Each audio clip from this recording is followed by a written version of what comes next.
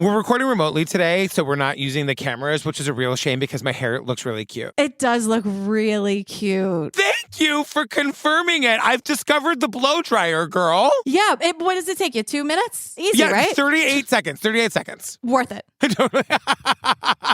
You know what else is worth it? What? And Jillian Pensavalle. Patrick Hines. Ba-da-da.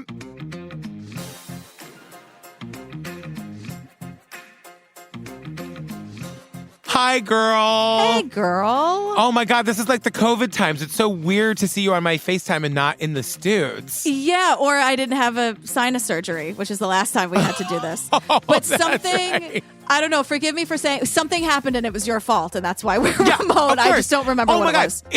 This is not a joke. It's always my fault. Whenever like the recordings get met, you literally in 7.5 years have asked to move a recording like maybe one time with the caveat that like, but I can totally not go to my mom's funeral. Don't worry about it. I can just record through it. It's fine. Don't worry about it. Or I ask 8 weeks in advance if you can move. Right.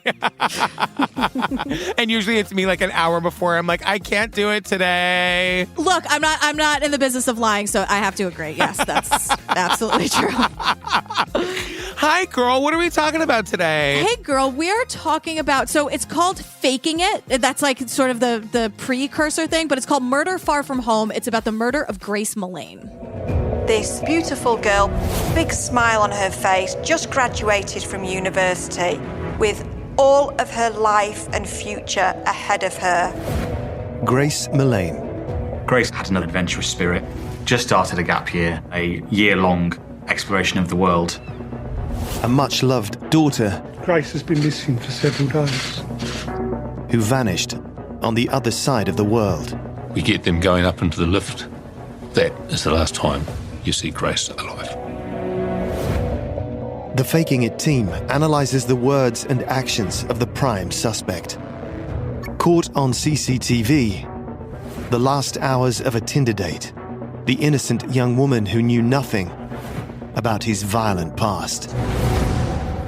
Why is it called Faking It? Is it because like the killer is like lying about doing it? As they are wont to do, these killers. Yeah. But yes, I think there's... so this is a series from the UK because this takes place overseas. This woman is from the UK. But I think it's like faking it. So like we're going to meet a bunch of experts. So I think they're the mainstays and then they cover some stories. So it's always faking it. So this story is incredibly tragic and I want to give Grace all of her due. But before we do that, we do have to talk about the format of the show, which I'm not sure I'm in love with. No, so we meet like the Faking It team and we meet them like they're the Avengers. So it's like the watcher, the listener. The watcher. I'm a doctor in emotional intelligence, comparing body language, facial expressions and voice with the messages and words that people use. The listener. My speciality is linguistics. That means I study the words that people use, the messages they intend to give, and the hidden meanings they convey. The specialty in linguistics. And words. They all say the same thing. Right. And I will say, like, it's mostly a gimmick, which is annoying, but some of them do say really smart things at, like, certain moments. And some of them say really stupid things, so we'll get to all of it. Don't you worry. We're in New Zealand. It's November 2018, and we learn about Grace that during her gap year, she's 21 years old, she's British, she's backpacking around the country. And we get the Grace backstory. Like, she had just graduated from university. She's traveling around, seeing the sights of New Zealand. New Zealand looks unbelievably beautiful, by the way. Yeah, it's in my top 5. It's like Australia, New Zealand, Japan.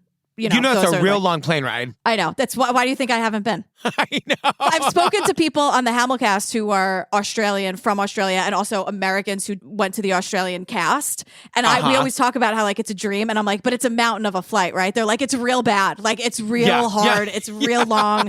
There's no tricks to make it seem shorter. Like it's just a total bear of a flight. But I'm like, hey, I like bears, so we'll see. Can you imagine like 200 years ago, the thought of being able to get halfway around the world in like 16 hours?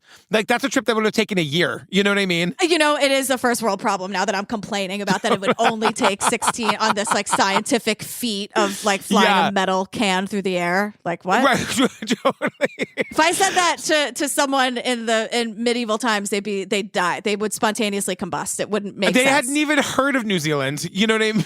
No. What is this magical land you speak of, full of hobbits and rainbows? It's like trying to explain like Twitter to Ben Franklin. Like what? it? Like, it's just, it won't make sense. How? No, I know.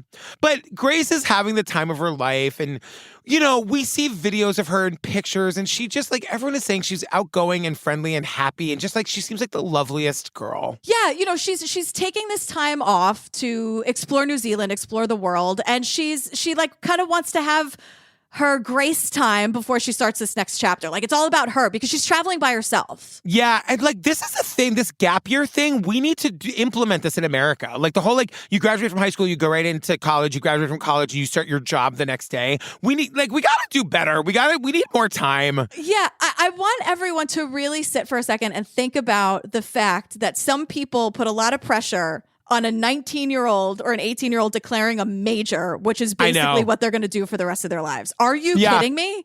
My major was musical theater. How that is legal in this country, I don't know.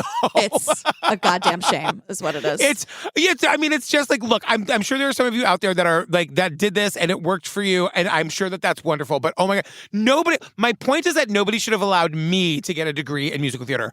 Somebody should have sat me down and said, sweetheart, you got a face for podcasting. You can't time step to save your life. You're in the wrong field. Yeah, there should have been a meeting, like a board meeting, like a full on, like, how do we handle this? You know what? There probably was, and they were left being like, yeah, but which one of us is going to tell him? Like, who's going to look at him? He's so excited. Who's going to tell him? Who's going to break his heart? And then no one wanted to. Nobody did. Grace is amazing. Before she left on her trip, she donated a lot of her hair to a charity called Little Princess Trust. She wanted her hair turned into a wig for like young kids who were like cancer survivors. Yeah, children going through chemo. She's amazing. That is something that like someone would use to describe someone as a joke. Like, would she donate all her hair to kids with chemo? Like, no, Grace actually did it. Like that's just one of those things that you're like, she's so nice and so thoughtful and just unbelievable. So here's the itinerary of her trip. Grace had first spent 6 weeks in South America. Her next stop, New Zealand, the beaches of North Island, before arriving in Auckland on Friday, November the 30th, 2018.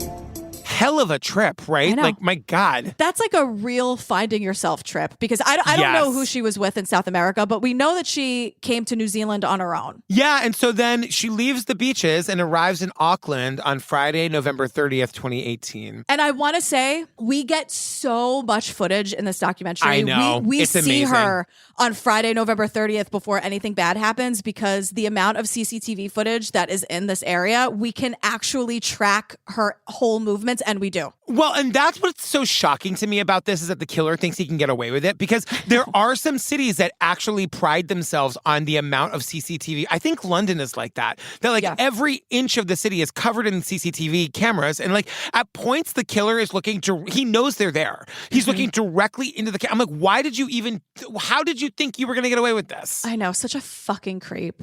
So it's Saturday, December 1st. It's 5:45 p.m. And we see Grace walking through like a lobby of some kind. She's taking photos of the Christmas tree and the holiday decorations. And this is where we learn that Grace is in very close contact with her family, because she sends the photos that she's taking right to her family. She was in contact with them every single day, and her family is in Sussex, England. Yeah, 11,000 miles away.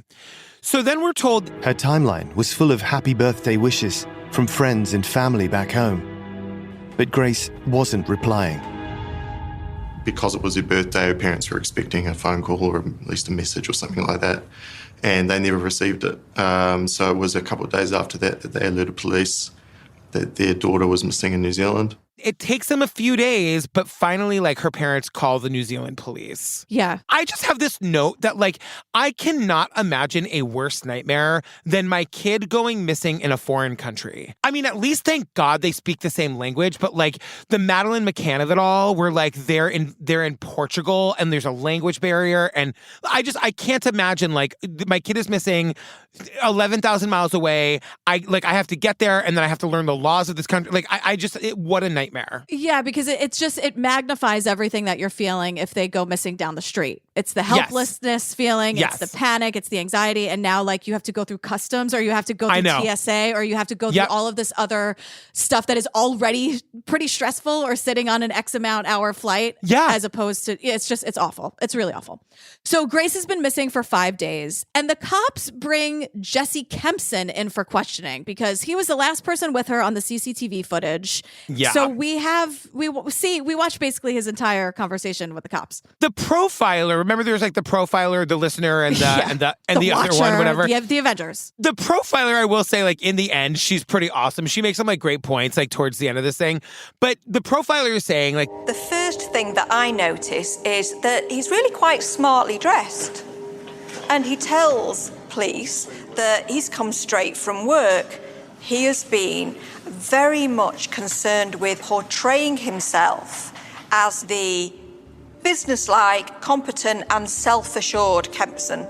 he's trying to project like a profile of confidence when he's called in for this interview. Meanwhile, like, this is the killer. And like, you know what I mean? Like he pretty quickly starts to fall apart, but it's amazing. It's kind of wild to like have a front row seat to like this interrogation. Yeah. And this is also why some of these, you know, the body language experts kind of are just like, I don't know. Cause there are a lot of things here that anyone would do. Like they make a point to say like, he's very aware of the camera. They tell him he's recorded and he looks into the camera. And then when the cop leaves, he looks for the camera. And it's like, honestly, I hate this guy, but I think anyone would do that once you're being told that there's a camera on the camera right there, 100%. Right. And then this is where I'm like, oh, I'm fucked, because the Watcher is here to tell us that Jesse is like, this is how we know that Jesse's so nervous, because he's like sipping a lot of water and his lips are dry. Yeah. And I'm like, let me tell you something.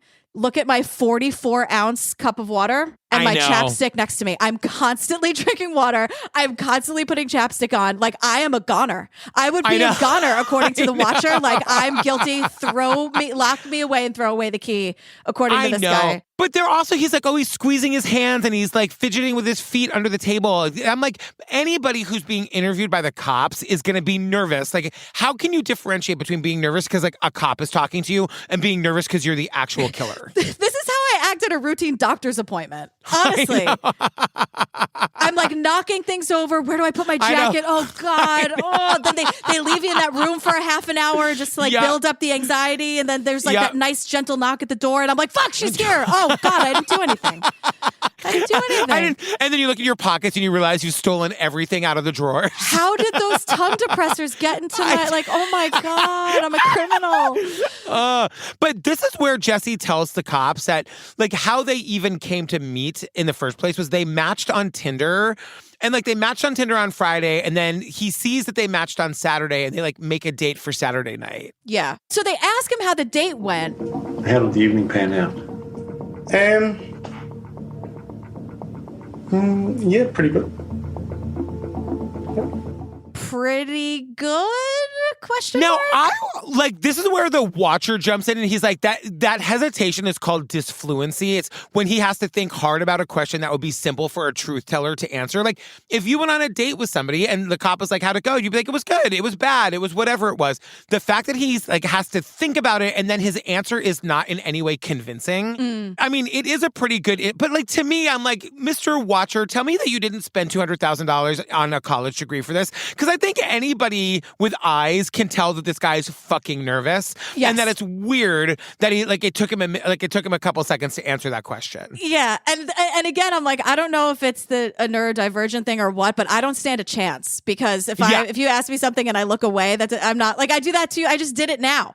Like just like me with my 44-ounce cup of water, looking away, like just they're hauling me away. Just put the handcuffs on me. I know, but like it's just like from the beginning, I don't need these experts telling me that like this interrogation's not going well. Like, it's obvious this guy is nervous as shit. And also, file this under stay stupid. Dude, you didn't come up with a story. I know. You're just sitting there coming from work being like, I don't know. Like, what were you doing the entire time on your way down to knowing you killed Grace? Why didn't you come up with something, you idiot? I'm glad you didn't. We don't really get a ton. When we get there at the end, we don't get a ton of information about how exactly the murder happened. And I don't know. This guy is so dumb. I think he knew from the second it happened he was going to get caught. I don't think he was even trying that hard to not get caught. Like, you know what I mean? I think he's going through the motions of trying to invent a story here. And we learned that, like, New Zealand is a very popular tourist destination. And they're saying that, like, there's always lots of tourists around, and it's very odd for a tourist to just vanish. Like, that's not a thing that just happens. Yeah. And so Grace's family is 11,000 miles away in Essex, England. And the cops and the family are working together. And we meet Scott the cop. And he tells us, like, she was super, super active online. She was in touch with a lot of people. And then, like that, she just vanished. And he says, We had to believe that the worst had happened, because if you don't do that, you miss something. Because if you don't, you can miss something. And I thought that was it's not just like doom and gloom. And it's like, wow, we don't really hear that a lot in America. No. Like, there's usually like, oh, she probably, like, if this was, I don't know, taking place somewhere in the States, maybe the first thing the cops would say would be like, oh, she probably went to her next country early. She probably left early. She probably ran away. I like Officer Scott. He seems to really care. But one of the things they're not being honest about is that New Zealand's economy, I would imagine, is largely based on tourism.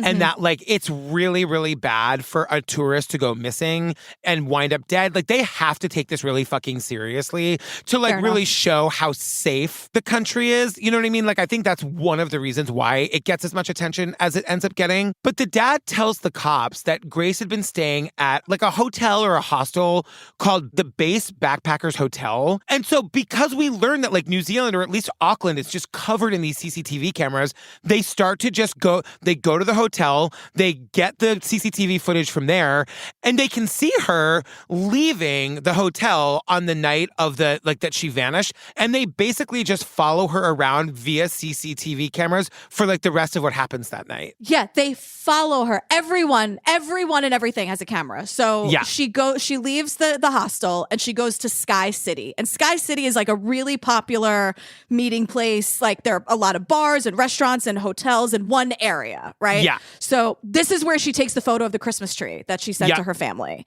And then right after that, we see her meet a man. They hug. They look happy to see each other. I gotta tell you that, like, this, like, CCTV footage is clear as day. It's like Scorsese shot it. It's unbelievable. Because you see, like, whenever this happens in America, it's like a grainy gas station video game. Like, you can't see anything.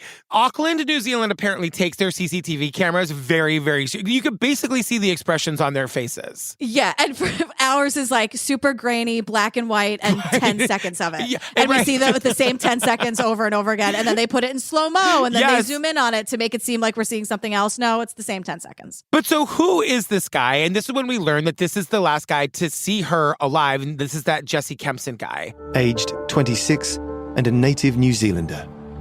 His was the last comment on her Facebook page. And he looked like the man seen with Grace on CCTV footage that night.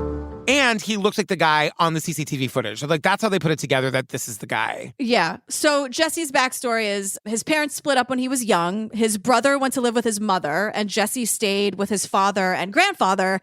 And Jesse's father was emotionally and physically abusive. Which, like, fucked him up for life, because they tell us that, like, he can't really keep a job. Nobody really knows where he works. He's in a lot of debt. And I think that's, like, part of the motivation for what's going on here. So, like, at the time that he meets Grace, he's, like, in debt and, like, not in a very good way. Yeah. And also, he's just lying to people because he's telling people he's really successful. So he's not successful. He has all this debt. He can't keep a job. They describe him as a bit of a drifter, but outwardly he's just letting, like, he's kind of dressing the part of the successful guy. And when he's, like, meeting up with women like Grace, that's what he's telling them, that he's, like, totally has it all together and that he has this great job or whatever it is. So we're back to his interview with the cops, and they tell him that, like, look, we know that you were the last person to be with her. We are very worried about her safety. We really feel like she could be, like, have fallen victim to foul play. They kind of zoom out on the video of him. This guy looks like he wants to jump out of his fucking skin. It's what you were saying. He has no plan. Like, this whole, like, the confidence thing that he walked in with 5 seconds ago is out the window. He is a wreck. He's me. He's me being questioned. Right. Only he's trying to be as tight-lipped as possible at the same time, but everything he says is the wrong answer because the cops are like, it's entirely possible that she's been the victim of foul play. Okay. And the fact that the okay as a falling intonation at this point signals to me that he's not surprised.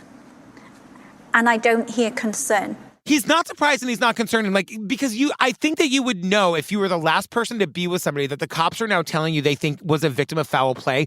Bitch, you know they're looking at you. You know what I mean? Yeah. Act like you know that like you're a fucking suspect. It would make your story more believable. Right. And the cops are almost like trying to get a reaction, any kind of reaction out of him because they keep going and they're like, okay, do you know what that means? And he's like, yep. And they're like, yes. Okay, so all right, so clearly this means we have like other people working on this because we think she was murdered. Like, is this registering at all? And he's like, like he's completely shutting down.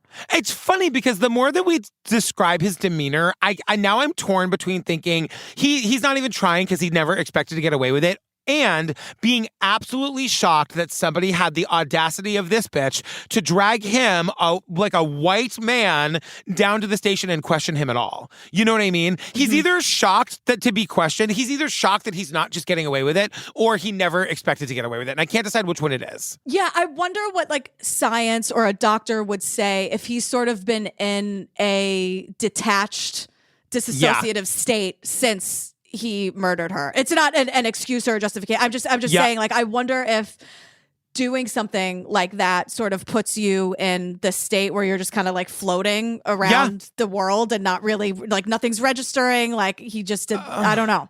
Here's hoping I'll never find out. Same. So here's the rest of the story. Grace and Jesse go to Andy's Bar and Grill in Sky City. They had dinner, they had drinks, and then they left. And now this is Jesse's side of the story. Remember, we will eventually confirm and or deny all of this via the CCTV cameras, but here's what Jesse is saying to the cops right now. And before you say it, that like it's shocking to me that he's like lying already, because if you like are in Auckland for 5 seconds, you know every inch of the city is covered in CCTV cameras. Right. So like to lie when it's so provable, they're gonna know in 2 hours that this is not what happened. Like I wonder like if he's getting some kind of sick pleasure out of the fact that like he will be caught. Like he's just blatantly lying, because what he says is, so they had dinner and drinks and they left. And according to him, there was a hug and a kiss on the cheek and a thanks, nice meeting you. And then I said, let me know about tomorrow. And she said, okay. And then she kept walking. This is a way of, if you like, distancing himself from doing anything inappropriate. It was only one hug. It was only one kiss. He was the perfect gentleman. They shook hands and said, nice to meet you, and that's it, and Grace left. Like, that's it. It was this very sort of robotic goodbye, according to him. And also, the date ended because he was going to meet somebody else, according to him. Right. Which is also like, great, can you get that other person on the phone to corroborate your fucking alibi? Why are you making up an alibi that you know you can't prove? Right. He's also giving these very weird detailed, like, it's all a lie, but these details that don't make any sense. Like, Grace walked down Victoria Street, and then he walked down the other side of the road, and then he also walked down Victoria Street, and they were sort of walking parallel, and then he never saw her again. And I'm like, what a weird thing to just add for the sake of the lie. I know. That doesn't make any sense. It also isn't true. So the police obviously go in search of the CCTV footage to corroborate his story, and I'm like, good fucking luck, Kempson, you idiot. Like, why make up a lie that they can prove in 5 seconds is not what happened? And so when they say, he's like, oh, that's the last time I saw Grace. And they're like, okay, we need some more details. And he's like, that's where we kind of run into some trouble, coppers, because I was hammered. So everything's super fuzzy. Like, I had a zillion beers and all this booze. Like, I really can't tell you anything else. He says he has 10 handles of beer. I tried to look up what a handle of beer is. And like, the only thing you can find is like in America, there's like, they make handles of vodka, which is like a huge fucking jug of vodka. Yeah. So I couldn't actually get like a number of ounces in a handle of beer, but I'm imagining it's like one of those big yards of beer or something. Oh, yeah. You know, I was going to say like one of those German steins. Like a stein or whatever. Yeah. Yeah. He says he has 10 of them. He is constantly referring to the fact that he was intoxicated. He'd been drinking heavily. And you can't remember anything from that night because you got blackout drunk? Yeah, they were more drunk than me. That's how bad it was. I got so drunk, I just don't remember what happened. But he does remember the street she walked down. Like, though that detail is definitely the truth. But and he that they doesn't definitely remember didn't walk anything down it else. together, and it was only one kiss on the cheek and a hug, and that was it. And nothing inappropriate. So here's a quick recap of Jesse's bullshit. He met up with Grace. They had dinner and drinks. They went their separate ways. He went off and got hammered alone, ?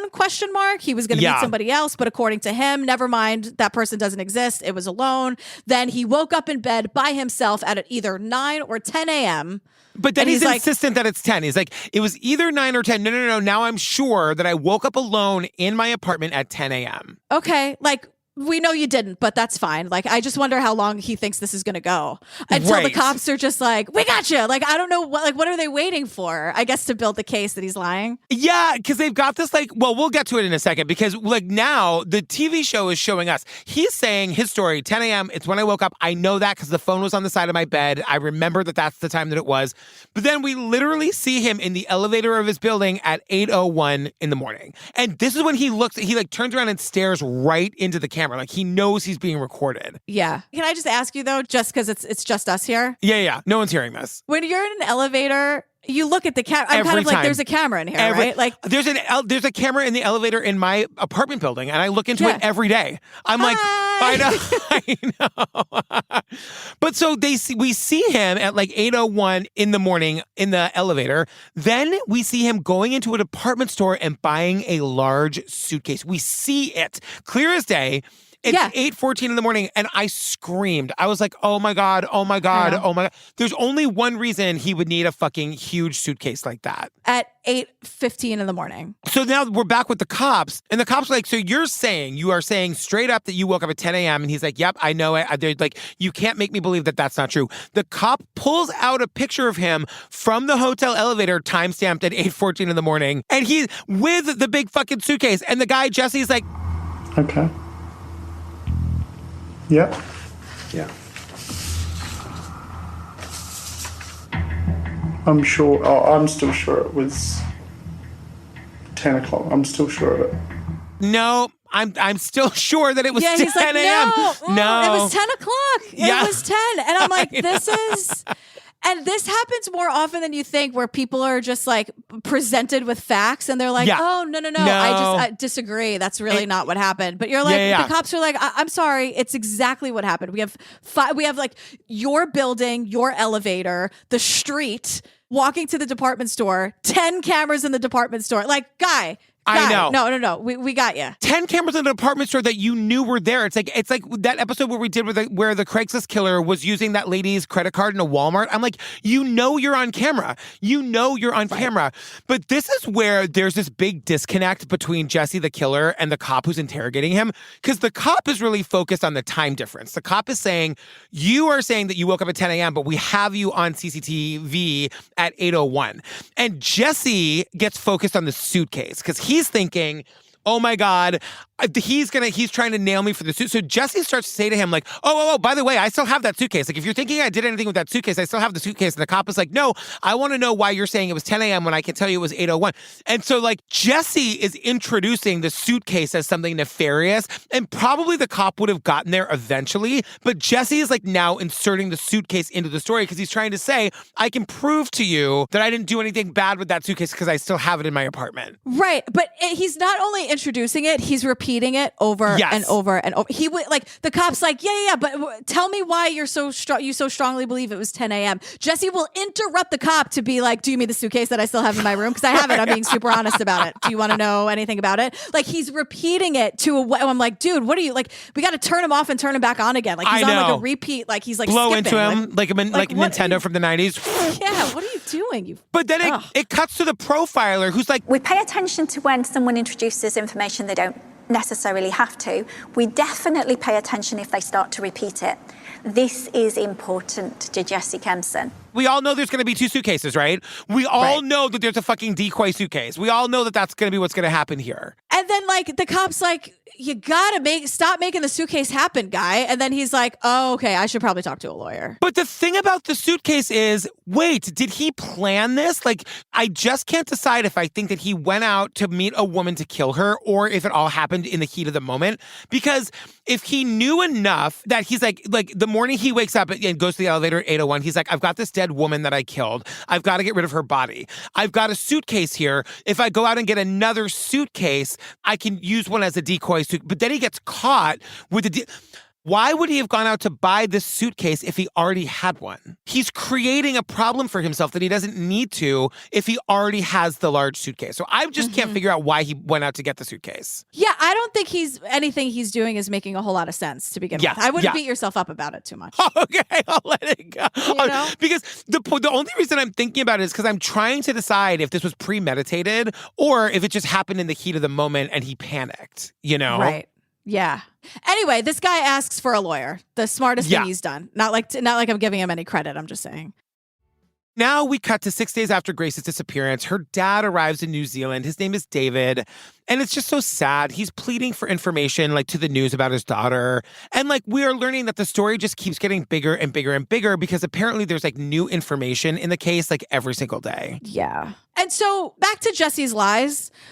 Remember how he said they had like this very polite goodbye, just like a little, like a hug and one little peck maybe. Then they went in different directions and never saw each other again. Yeah. Obviously that's a lie. And the footage, at this point, it's like, yes, we know it's a lie, but what does the footage really say? It's not like, is it a lie? It's no, it is, but what's the actual truth, right? Yeah. So they are on camera. Grace and Jesse are on camera walking down the same road that he said that they said goodbye on. They're actually walking down that road holding hands. They're definitely like getting a little canoodly, you know? Yeah. So here's what really happened based on the actual CCTV footage that we do see. If this isn't just like we see it all. The CCTV showed that they'd stayed together after Sky City. They hadn't parted. They'd gone to a Mexican cafe and gone in there for a short time. Then gone further down the road behind the City Life Hotel where there's a bar called the Bluestone Room. And they'd gone in there. And there's quite significant CCTV in there of them. They're flirting, they're kissing, like they're really hitting it off. And that really like extra breaks my heart because Grace was happy. She felt safe. She was living her life. She was having a good time. But then she gets up to go to the bathroom and we see this on the footage. As soon as she is out of sight, he goes through her purse. Like immediate, like I know. Like he couldn't wait for her to go to the bathroom so that he could just start looking through her shit. We know he's in debt. I feel like there's a financial motivation here. Like he's trying to steal money from her. It's so fucking sad. Like Grace just seems like so sweet and like she's on this like gap year to find herself and she meets this cute guy and they're having a nice time. And all the while, all he wanted to do was like rob her and kill her. Yeah, like nothing was sincere on his end. Like none of it. So then at 9:40, they enter the hotel together. This is a little confusing because he actually lives at the hotel. He's got an apartment there.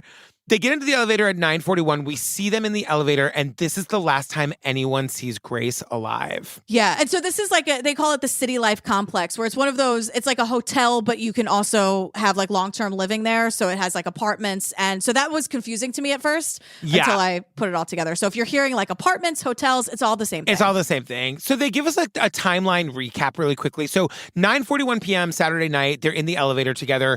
8:01 a.m. the next morning, he's in the elevator alone, leaving to go buy the suitcase. At another stage, we had him going to a dry cleaner's, taking a bag and stuff to get dry cleaned.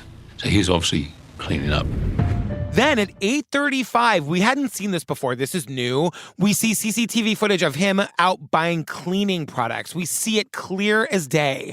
Yeah. And then at 9:58 a.m., he's taking a bag of clothes to the dry cleaner. And this is where Officer Scott says he's obviously cleaning up. Like, how does anyone think they're going to get away with anything? Every single minute of this guy's day is captured on the camera. Every minute. And it's one, like, I just can't believe that every establishment has operating cameras with good quality. I know. Like you can edit it together and it can look like one smooth video. And part of what, like, knowing that you see everything on video, there's no video footage of Grace leaving the hotel.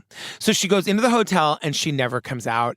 And so finally, I guess they say they put this guy up, Jesse, in like some hostel while they scour his apartment. And Officer Scott is like, at first there was nothing to see, but then they bring in the luminol and like the place lights up like the 4th of July. Like there's blood fucking everywhere. And this is all they need. I mean, this and the CCTV footage and the lies and everything. So this is what they need to immediately charge him for the murder of Grace Millane. Yeah. So now we see his interrogation after he's been arrested. And like, this is where we just get more information. So he tells us Grace asked him to add her on Facebook, then asked him where they were going to go. Well, he just starts victim blaming her. He just starts blaming her. But like, I just wanted to say that, like, I think that she had her add him on Facebook and get information about where they were going to be so she could tell people maybe. Like, it seems like a smart thing to do on a first date. Yeah, but he's also saying like, oh, let me tell you about this Grace. Like, she added me on Facebook. Then she asked me where we were going on our date. And then she asked me questions about myself and my family.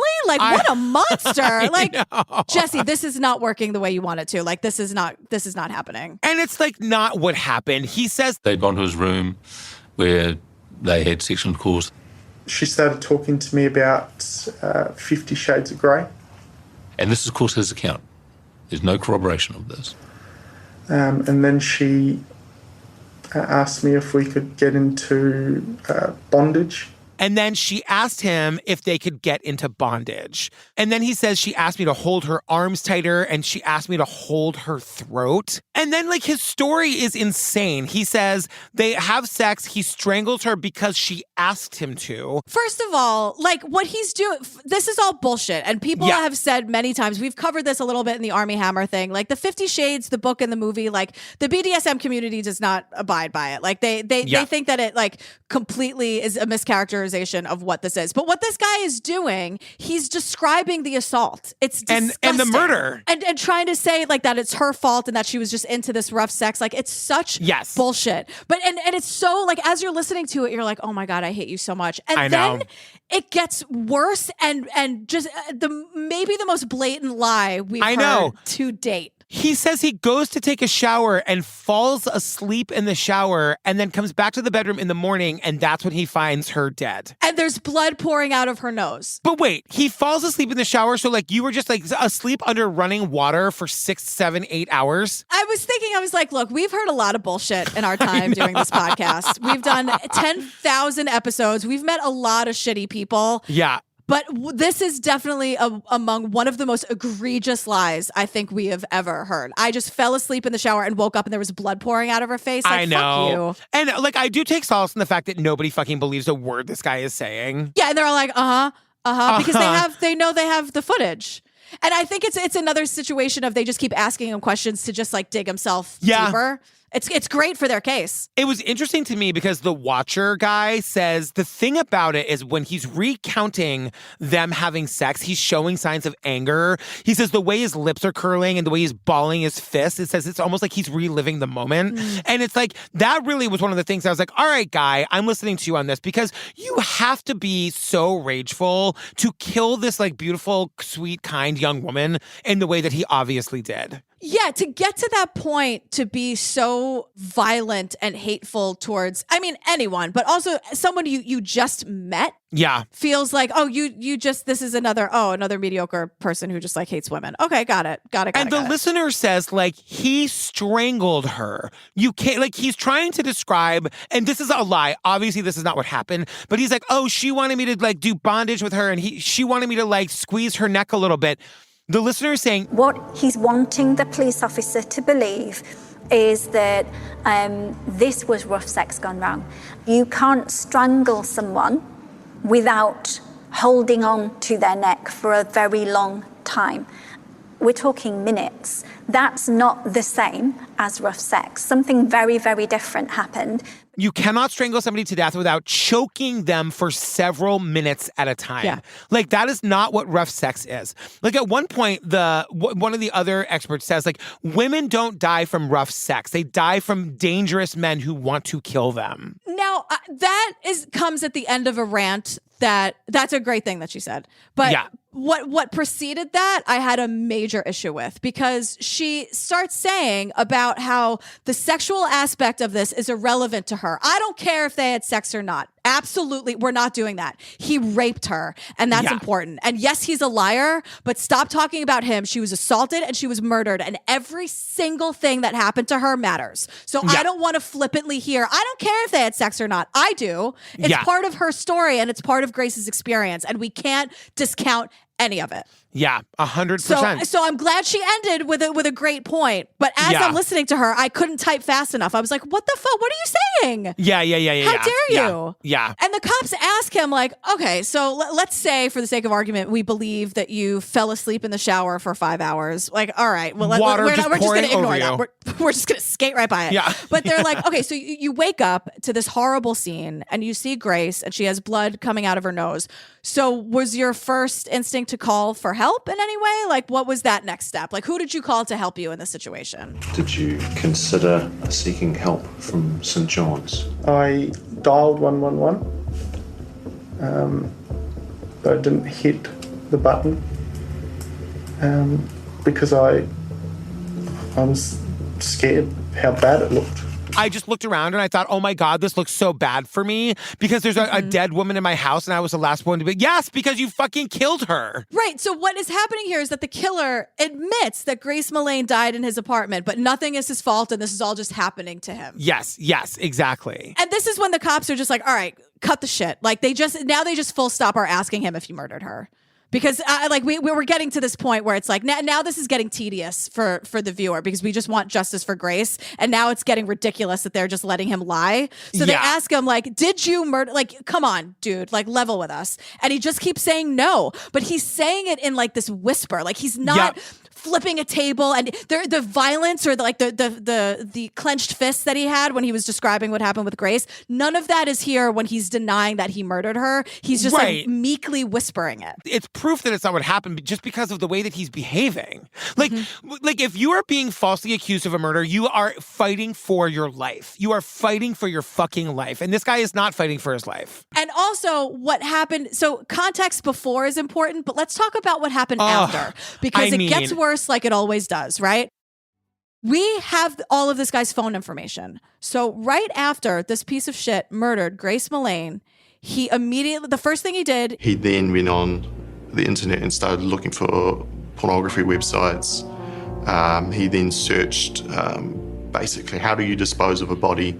I think one of his searches was, what is the hottest fire? Does New Zealand have flesh-eating birds? He Googles, where can I find flesh-eating birds? You're going to tell me that this was a mistake and you fell asleep in the shower? Fuck exactly. Off. I mean, oh God, it's, oh my God. And then on top of all of that, Officer Scott tells us, we do know that he took pictures of Grace when she was naked and most likely dead. And then he went online and arranged another Tinder date with Grace dead in his room.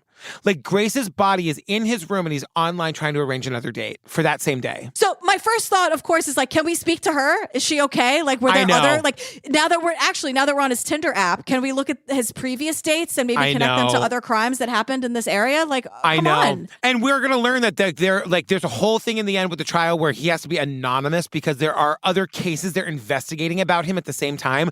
But right now, he agrees to take the authorities to Grace's body. Right. And her body he buried in the suitcase in a mountain range 16 miles outside of Auckland. And a news reporter tells us that the body was likely driven there on December 3rd, which is 2 days after she was last seen in Auckland and the day after her fucking 22nd birthday. This piece of shit. What a waste of life. I know. You know what I mean? Like, you... And then the prime minister, Jacinda, we all loved Jacinda. Remember when New Zealand was the only place in the world that had 0 COVID cases because of Jacinda? Yes. She holds a press conference and speaks directly to Grace's family. And it's the kind of thing that you're just like, oh my God. She says, your daughter should have been safe here and she wasn't. And we are here to do anything you need us to do. Yeah. And there are vigils held across New Zealand, and Grace's funeral was held in Essex, and hundreds and hundreds of mourners are attending. Yeah. Then we jump to November 2019, 11 months after Grace's death, and her parents, David and Gillian, travel from Essex to New Zealand for the trial. Yeah, and then like the killer is still denying that he murdered her, claiming that Grace died by accident. We meet Allie Mao. She's an investigative journalist. Yeah. And she says that she saw the killer in the court every day. And she said this perfectly. She goes, there was one moment where we locked eyes for about 15 seconds. He was the first to look away. Little hair flip moment Yeah, for Allie. she's amazing. I loved it. I loved it so much. But she's like, he's so fucking smug. Like, he's just sitting there, like, as Exactly. we're about to hear the truth. So then we get, like, as part of the trial, we learn what he did after he murdered Grace, because it's all revealed by the CCTV footage. We'd seen some of this. So he goes and buys the cleaning products in that new decoy suitcase. Then at 10:25, he takes a taxi to get a rental car. Then he goes back to his apartment where Grace's body, like, still is. Then, with Grace's body, like, still in his apartment. At 3:57 p.m., he went to a local bar for a date with another woman, who later described him as calm but intense. Calm but intense. Can you imagine being that woman, knowing that like this fucking maniac that you were on a date with that one time had the body of a woman in his apartment while he's having a drink with you at the bar? I mean, if they didn't have, I know that there's a lot of like, you know, Big Brother and police state and why people do not want CCTV cameras all over their cities. I totally understand it. But what I'm hearing right now is that if not for those CCTV cameras, Grace Millane was his first victim. 100%. He is trying, like, he is very organized. Like, for someone who really massively failed the interrogation and the questioning, had no answer for anything, he did plan this. Like, this was something he thought about. He was, even though he had to Google shit, but there was something, it feels a little... Maybe meticulous isn't the right word, but it seemed kind of like he was doing it all with purpose. This was not like a crime of passion necessarily, where he knew, I'm going to meet her here, I'm going to get this, I'm going to get that. And so the fact that he's meeting with the second woman is absolutely terrifying, because at this point he's like, well, I've gotten away with one. Like, let's see how far this can go. What if Grace hadn't been available the night before? She would have been maybe she would have been the victim. You know what I mean? Like, and these are the things this poor woman is going to have to live with for the rest of her life. But so then back to the timeline. At 8:11 p.m., he rents an industrial cleaner and goes back to his apartment and cleans it for 30 minutes. These industrial cleaners are like the kinds of things that, like, they're those enormous fucking machines. Yeah, very loud, I'm assuming. Yeah. Because then by 9:30 p.m. Kempson is pictured manhandling suitcases into the lift. You see him coming down the lift with the luggage trolley, and you see the bags. And it's quite chilling because you know what's in the big suitcase. It's Grace.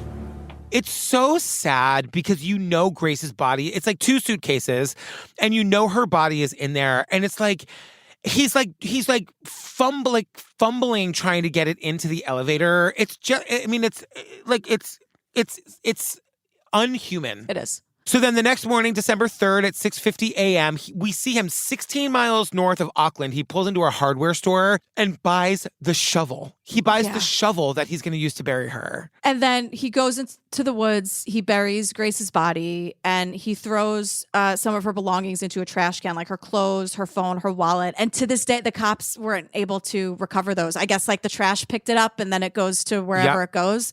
But those items are just gone forever. He takes the rental car to the car wash. He cleans it inside and out. He dumps the shovel.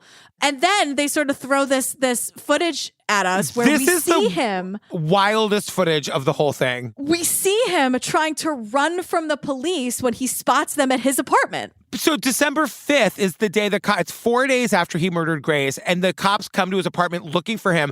We see him outside seeing the cops in the lobby, and he turns and runs, and then we cut to the inside of the lobby, and we see the cops seeing him run, and then they turn and run after him.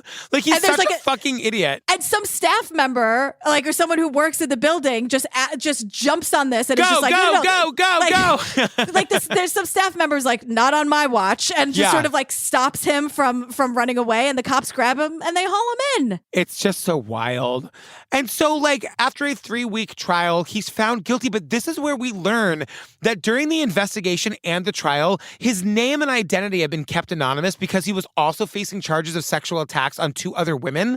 Why does that mean they have to keep him anonymous? That I don't know. I don't know because I was wondering that too, thinking that maybe they would need them for another case or something. But he's found guilty of the murder of Grace Millane and the sexual assaults of 2 other women. So it feels like all of these cases were put together, which is something that we don't really do here. But yeah. And it's just wild that it just was a weird side note that his identity had to be kept anonymous during the whole thing. Yeah, well, we know who he is now. Well, the profiler does make a good point here because she says, because of the anonymity that Kempson had during the trial, we don't remember his face and his image. We don't remember his name. We remember Grace Millane, and we remember her image. We remember Grace's name instead, which is how it should be. Yeah, and he's serving life imprisonment, and it ends with everyone calling him a monster, which is absolutely right. And then the last thing we learn is that there's an organization called Love Grace, and it's all about empowering victims of domestic abuse in honor of Grace Millane. And it's lovegrace.co.uk. I donated today. They make it super easy. Oh my God. I'm going to go donate it as soon as we get off here. Yeah, it's an Amazon wish list. So, I mean, you can donate handbags and all this other stuff, but I just wanted to do what I could do. So it's an Amazon wish list. If you're in the States, they send it. It's amazon.uk. You'll probably have to deal with the shipping. Who gives a shit? But they need stuff. And so it's really easy. It's all one word. It's lovegrace.co.uk. And it's the donate button is right there. It'll take 2 minutes. Oh my God, that's amazing. Yeah. Oh, girl, we did it. What's it called? It's called Faking It, Murder Far From Home. And I guess Faking It is a series, but I only found this first one. So maybe we'll do more. Oh, all right. Amazing. Well, this was about the murder of Grace Millane. Yep. Fam, hey, just a reminder, if you want more Jillian and me, you can always join us over there in the Patreon, where there's over 450 full ad-free bonus eps to download and binge the second you join. Yeah, just RIP your phone, I guess. Just make sure you have all the storage. Get on the cloud or whatever you have to do. We have so much fun stuff coming up. We're adding, I'm just sort of taking over party planning for the Patreon. So starting in January, we've got 3 things planned already. We're doing 2 instances of drag bingo. I met with the queen today. She does this, it's her passion that she also performs during it. She's amazing. It's an hour-long thing. I also booked a mixologist from here in the city. We're going to do a cocktail class in my kitchen because I used to be a bartender, and she's this amazing bartender. And we're going to do this going forward. I want to add all of this new fun. Let's get together. Let's get the community together and just hang out and do these fun things. Great. So join up, fam. It's patreon.com/truecrimeobsessed, or go to our website, click on the Patreon link. What are we doing next, girl? So we are doing, it's the murder of Abraham Shakespeare. It's called The Jackpot Murder, but it's Web of Death, that show Web of Death that we did, the Bob Ruff episode. Yeah. This is actually the first episode of the series. So it's the murder of Abraham Shakespeare. He won the lottery. Oh my, and his last name is really Shakespeare? His name is Abraham Shakespeare, which is one of the coolest names I've ever heard in my entire life. Wow, that's amazing. Yeah. All right, fam, stay tuned for the trailer for that, and we love you. We love you. Thanks so much for hanging out. And, same time, same place. We'll see you next week. Yeah. All right, bye. Bye. It was at this convenience store that Abraham Shakespeare bought the lotto ticket that changed his life. $30 million. Then disappeared. Have you seen this millionaire? We were convinced that there was foul play involved. The love of money is the root of all evil. It's about greed. Greed. Greed. So greedy. The problems came when the money came. I really would like my old life back, but got people asking for money. Everything just started to feel weird. This had all the ingredients of whodunit mystery. Here is Abraham Shakespeare. It was a rags to riches to murder.